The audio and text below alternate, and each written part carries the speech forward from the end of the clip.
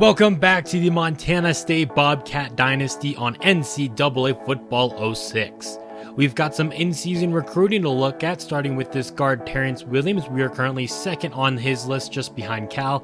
We are also second on wide receiver Caleb Henson's list. We're going after another wide receiver in Marcus Lumpkin, currently first on his, and on Will Black's list, because both Curtis Brown and Larry Lane will be graduating after this season. And then we're also going after this center Johnson, as we are atop his list.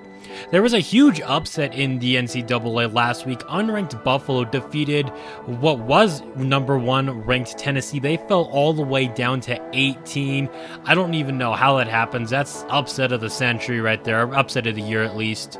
I don't normally look at those games that are outside of the conference, but I mean, that was just too crazy not to show. Now that's going to take us to our game today, as we're going to be taking on the Virginia Cavaliers, and the rain is pouring here. We're in for a possibly sloppy game. Montana State currently ranked number 29. Virginia trying to crack the top 25 as they're currently ranked 26. They're going to start off today's game with the football, and the quarterback is going to run for it. It's Mike McCaleb going right up the middle, showing off those wheels on the first play from scrimmage.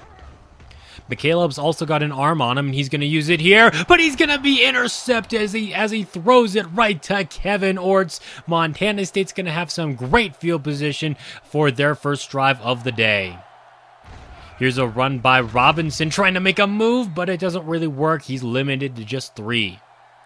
Now out of the I formation, Kevin Fuller looking to throw, floats this one over the middle. He's got Larry Lane just outside of the red zone. Lane's been pretty quiet so far today. I mean, the offense in general has been quiet so far this season, I should say, not today. The game's obviously just started, but we're definitely looking to get the offense on the up and up this season. I mean, you can only go up after being shut out in week 1. On second and short's going to be Fuller. He's going to take this one to the left side, and he's in. Touchdown, Montana State, bringing it in for his first rushing touchdown now of his career. We're going to have to take a second look at this one. It was a high snap for Fuller, which took away a millisecond of him, being able to read the defense and whatnot. Everyone was pretty well covered, but no one accounted for the quarterback, and he takes advantage of it. Cole Hawkins with the ball now, and he's going to pick up a gain of 5. He's actually their second string running back, as their starting running back is going to be out today. Now McCaleb throws deep, and he just overthrew Edwards. It's 3rd down and 5. We've got a play fake, and McCaleb runs right into Max Lloyd. The Bobcats are going to get a sack and another 3 and out there, as that forces 4th down and 13. Once again, MSU is gifted with some pretty nice field position. Here's a play fake now. Fuller going for it all here, and now he's going to be intercepted. The Cavaliers have it going back their way. Granted, they are going to be inside of their own 5-yard line, but Larry Lane was actually open on that play. Actually, I think it was Curtis Brown he was looking for. Nope, it was Lane, but unfortunately, Fuller threw the ball short, and it got picked off. Here's a run by the tight end, Richard Parker. The impact player goes right up the middle, and that's going to be a gain of 9, giving them a little bit of breathing room. Here's a play fake. McCaleb throws this one right side, and his pass is going to fall incomplete. Now on 3rd down and 1, Montana State's defense gives it to him as Mario Harris gets offsides. So an automatic first down there. Here's more play action. McCaleb fires over the middle, and he's got Richard Parker right over the middle. That's going to be 19 yards. Spreading things out on 2nd down, McCaleb surveys the field, and he has all day to throw, and he's going to be picked off again. Isaac Wilcher coming up with what I believe to be his first interception he's had. He's right there at the bottom of the depth chart when it comes to cornerbacks, but even he can make a nice play there. And we got our 3rd interception of the game already. Of course, we've thrown 1, and they have thrown 2. Here's Collins over the middle making a catch. The underutilized tight end gets us into Virginia territory. Now Robinson is going to get a carry. He's fighting through tackles, goes right up the middle for a first down. Tyrone Manigat checks into the game, and he's going to get the carry. Manigat to the left side, inside of the 20, gets brought down at the 15 where he loses the football. Not going to matter as he's out of bounds. Now Fuller rolling to his right off the play fake, throws to the end zone, and his pass is going to be knocked away. Now on third down, Fuller looking to throw again. Once again rolling to his right. He's got Paul Washington open. He makes the catch, but not in the end zone, but that will be enough for a first down. Now first and goal. It's another high snap for Fuller. Flush to his left. And once again left unaccounted for. In for his second touchdown of the evening. 2 touchdowns for number 2 today. Both of them coming on the ground. Both very similar plays. They were both high snaps for Fuller. Both times he took it to the left. And both times he gets into the end zone. Montana State's going to lead 14-0. The Cavaliers trying to do a little bit of something on offense now. McCaleb's throw is going to be knocked away.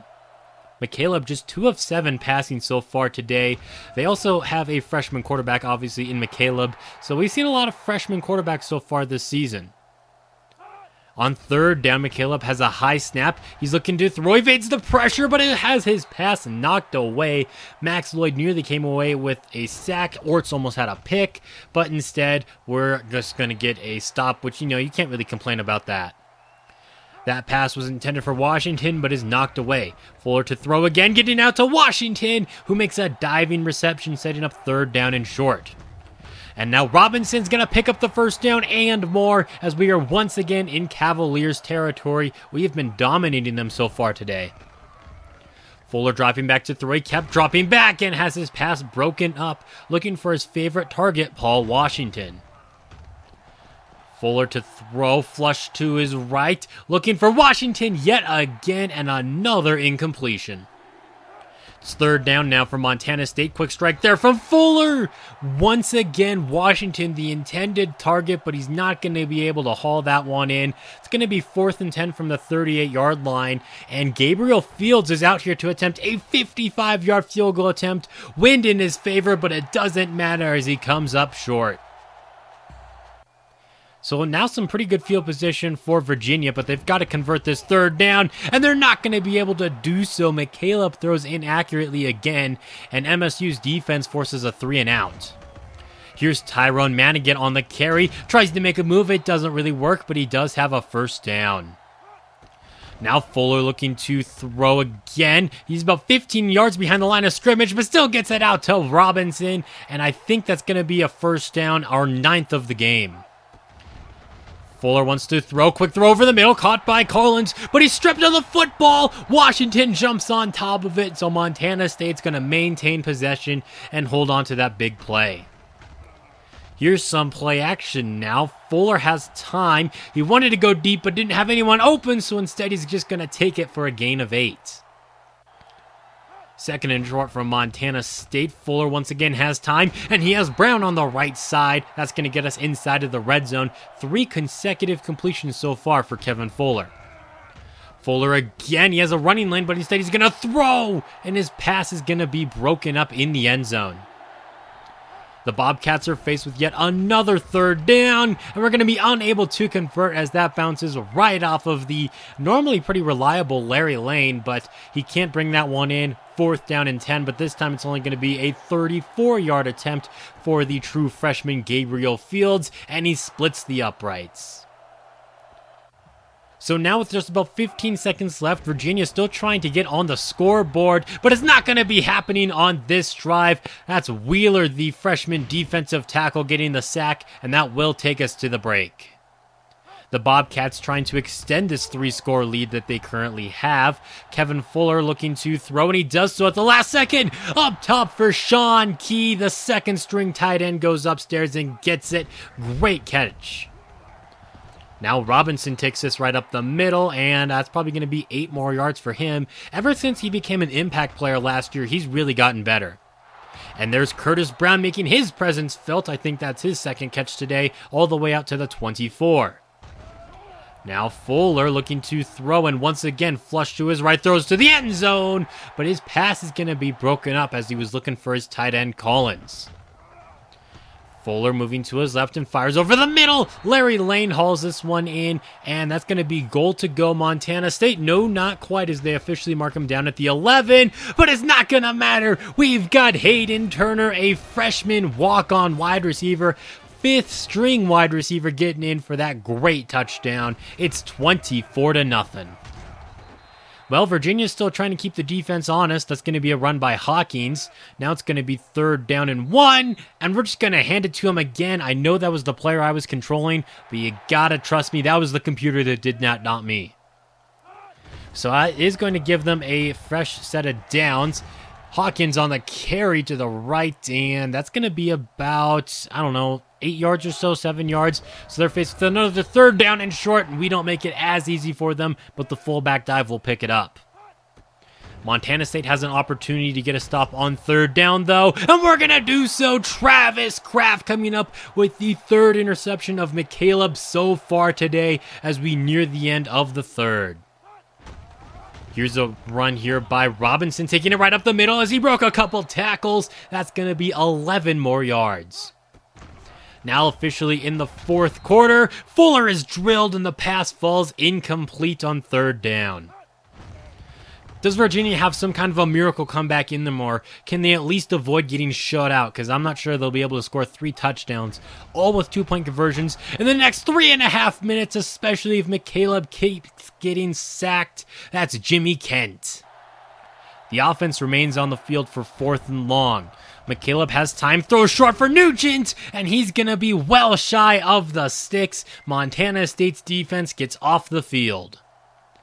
The defense would end up getting a little bit of a stop on us, but we were in field goal range for Gabriel Fields. He nails that one. So just 1.5 minutes left to go so far in the game. Hawkins is going to get the carry as they're just trying to, avoid getting shut out, but they can't even do that. He loses the football. Kent jumps on top of it, and the fans have had just about enough of this. This was completely unexpected going into this game, but the Bobcats dominate 27-0. Man, that's not going to help Virginia's case to be a top 25 team. If they had won today, they probably would be in the top 25, or they would at least stay at number 26, I would think. But instead, they get shut out. What a turn of events this has been for Montana State, from being shut out 2 weeks ago to getting a shutout today. Fuller's stats aren't incredible, but he has definitely gotten better in each game. 1 interception, that's a career low for him so far in the 3 games he's played. Vince Robinson, 5.5 yards per carry, 14.5 for Tyrone Manigat. He had 58 yards on just a couple of carries. Collins had 40 yards, Larry Lane with 41, 21 for Brown, and for Washington, Sean Key, the backup tight end, made a spectacular grab there too. Kraft led the team in tackles, and we kept getting into the backfield. Look at all those tackles for loss. We had 3 sacks and also 3 interceptions. Kraft, Orts, and Wilcher all getting involved. And with that, we are actually going to be on one of the covers of Sports Illustrated, or at least inside of the magazine, and we are now back in the top 25 at number 25. Looking at some other Big Sky games, it wasn't the only shutout this week. We have Eastern Washington as they get shut out against Penn State. Montana gets their first win in a while, going back to last season here, just by 3 against Oregon State. You have Idaho State getting a big win over Idaho. Man, what has happened to the Vandals over the last few years? They were the best team in the conference not too long ago, but they kind of stink now.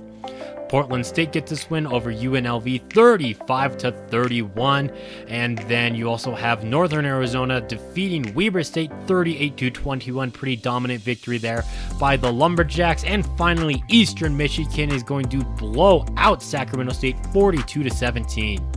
And that's going to be a wrap for today's video. Thank you all for watching. If you enjoyed, that'd be awesome if you left a like. But until next time, this has been Jeffrey reminding you to stay moist.